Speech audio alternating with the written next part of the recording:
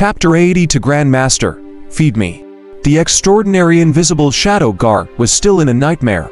When Sanshi approached, the bone-breaking needle landed in his hand, and he stabbed at Sanshi like it was a dagger. This person's close-range assassination technique was rather impressive. His movements were not sloppy at all. Sanshi subconsciously dodged, but a wound still appeared on his collarbone. Extraordinary martial artists are indeed quite destructive when in close combat. Sanshi raised his hand and used his iron sand palm. In the end, it only deformed the other party's protective true essence, while his throat was inexplicably pierced by the bone-breaking needle. This person has undergone special training. Realizing the difference between the two of them, Sanshi lost his chance, and was sent flying by a punch from the extraordinary invisible shadow guard. As blood spewed of his mouth out, he fell to the ground and died.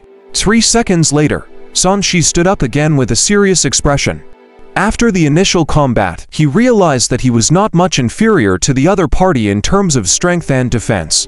However, he could not even last a round in close combat. This could only mean that this person's combat experience was far above his. Haiduzi's experience is biased towards Kuan poison. He is inferior to me in close combat. But this person is a martial Dao master who has experienced hundreds of battles. Sanshi sighed. Those who cultivated martial arts were collectively called martial artists. However, in the path of martial arts, there were also respectful titles. For example, postnatal cultivators would be called martial artists, and connate cultivators were respectfully called masters. If one reached the extraordinary foundation establishment realm, they would be a grandmaster level figure who could establish a sect. This kind of person was actually acting as Chang Sunji's guard.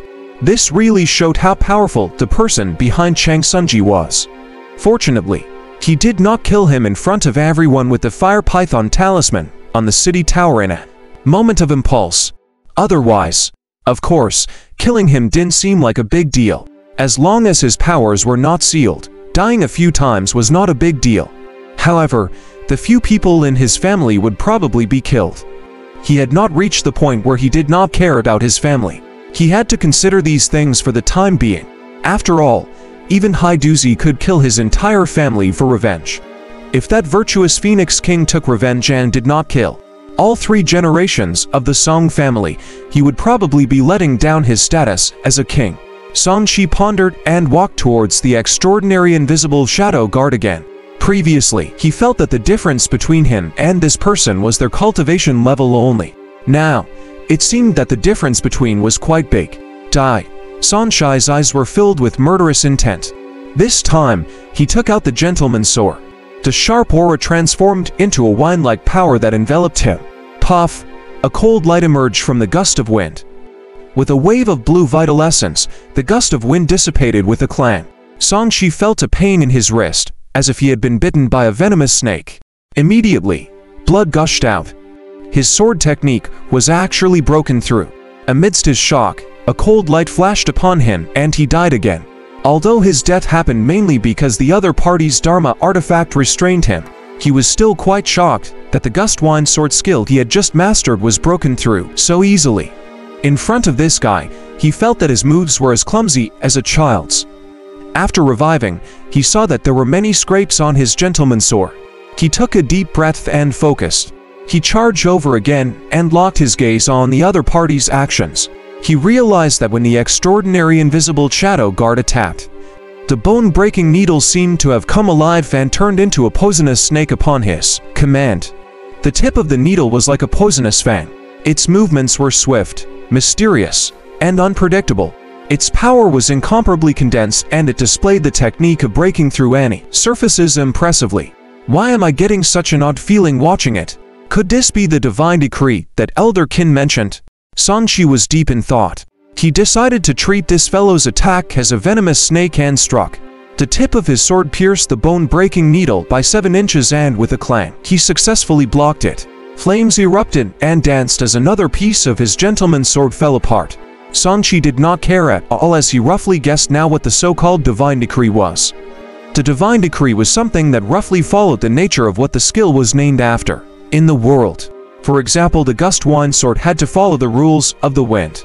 This person's acupuncture technique, which was like a poisonous snake, should also follow the characteristics of a poisonous snake's attack. The rules of gust 1. The rules of the poisonous snake. I've got it. Sanshi's eyes became brighter and brighter. He carefully sensed the movement of the gusts of wind that were swept up during their battle. His sword technique instantly became smooth and natural, and gradually, there were no traces of his movements. His eyes lit up. He injected 9 yang true energy into the sword and circulated it according to the rules of the wind. He then shouted in a low voice, "Sword of Gust." The scorching air currents rapidly revolved around his sword. With Songshi as the center reference point, gusts of winds instantly erupted.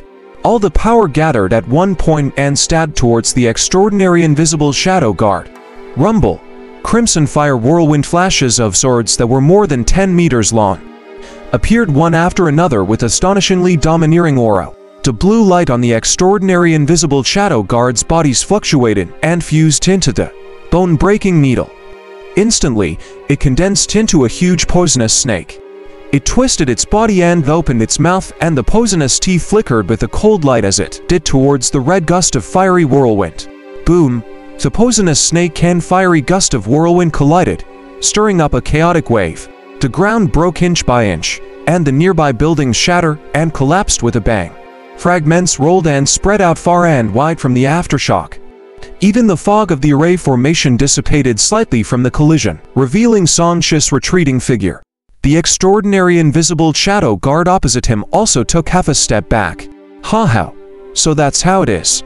The so-called divine decree follows the rules of heaven and earth and is similar to spells. However, these rules are rules of the nature which needs to be comprehended by oneself. Actually, it's not that difficult after all. Sangshi laughed loudly. He did not realize the true extent how powerful his comprehension was. Even if others found the trick, it would be difficult for them to grasp the heaven decree of the gust power so quickly. Ding! Congratulations on perfecting the gust wine sword. You have been rewarded with 1 chance to draw the lottery. The system notification appeared. Sangshi had successfully cultivated this sword technique to perfection and officially had an additional lesser divine power. Although it was only the lowest level first grade lesser divine power, its power was not inferior to the fireball technique at all. Moreover, its power could be controlled by Sangshi and released very quickly. There was no need to form seals at all. Now Sangshi could generate fireball whenever he fought with the sword. This effect was completely different from purposefully generating and throwing a fireball at someone. Crack! Before he could laugh, the gentleman's sword in Sangshi's hand broke into two with a heart-wrenching sound. In the end, the high-grade treasure weapon could not withstand the collision with the high-grade Dharma artifact and broke. Sangshi could only put it away. He raised his hand and grabbed the air, causing a flying sword to appear. When he saw that the flying sword was only a foot long, his face twitched. Such low-level Dharma artifacts did not have the function of enlarging when willed. If he didn't need a sword to kill his enemy right now, he could only use this artifact as a dagger. He did not have much experience regarding using a dagger, so he naturally could not use this to battle. He raised his hand and put it away, taking out a large saber. This was only a high-quality precious weapon instead of a treasure weapon, but at least it would not break in a short period of time. He closed his eyes and recalled the scene of the storm in his mind. Clang! With a flash of the saber, Sangshi jumped up and slashed down ruthlessly. Clang! The extraordinary invisible shadow guard held the bone-breaking needle horizontally and easily blocked the saber. However, the endless saber beams were like a storm that drowned him in the blink of an eye. Unlike the ever-changing sword techniques, the saber techniques were more open and powerful. They were imposing and had the spirit of engulfing rivers and choppy seas. The storm saber was a typical saber technique style. It incorporated the characteristics of the endless rainstorm and was pervasive. Its attacks were very domineering and fierce in nature. If one could not withstand a single strike, they would be dismembered by the chaotic saber. The extraordinary invisible shadow guard was indeed an extraordinary martial arts grandmaster. Even though he was enveloped by saber beams that filled the sky, he could still deal with them calmly. If they were not fighting, this scene would have looked like a martial arts grandmaster was feeding Sangshi. Yet, this was also the case. Sangshi was rapidly growing in his combat knowledge as he fought with this grandmaster. his lack of close combat skills quickly increased to the level that he should have at his current strength, and even exceeded it. Rainstorm Saber. When Saber Beam had become extremely dense, Sanshi shouted. The Saber Beam in the void condensed into specks of light that then rained down like a storm.